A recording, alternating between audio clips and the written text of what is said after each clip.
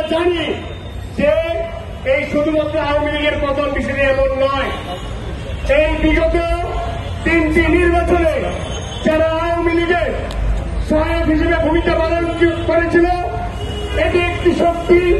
অন্যদিকে যারা আমরা গণতন্ত্র প্রত্যারে মাঠে ঘাটে আন্দোলন করেছিলাম, এদেশের মানুষের অধিকার আদায়ে কাজ করেছিলাম আমাদের একটি পক্ষ। সুতরাং পতন হয়েছে কাদের? ভোটযুদ্ধের পতন হয়েছে। এই ভোটযুদ্ধের সহযোগী হচ্ছে এই জিএম কাদের এবং জাতীয় পার্টি।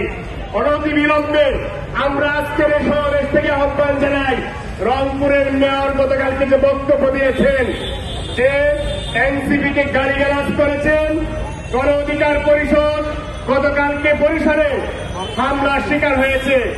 জাতীয় পার্টিকে যদি আইনের আওতায় না আনা হয় তাহলে সারা দেশের কোথাও জাতীয় পার্টি অবস্থা দূরের কথা, এদের কোন অস্তিত্ব রাখা হবে না, এদের অস্তিত্ব বিলীন করে দেওয়া হবে।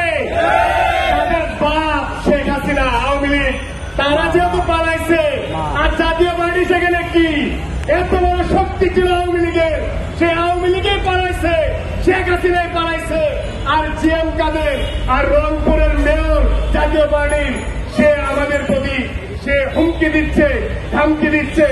অনতিবিলম্বে এদেরকে গ্রেফতার করতে হবে এবং জাতীয় পার্টিকে এই বাংলাদেশের রাজনীতি থেকে চিরতরে নিষিদ্ধ করতে হবে।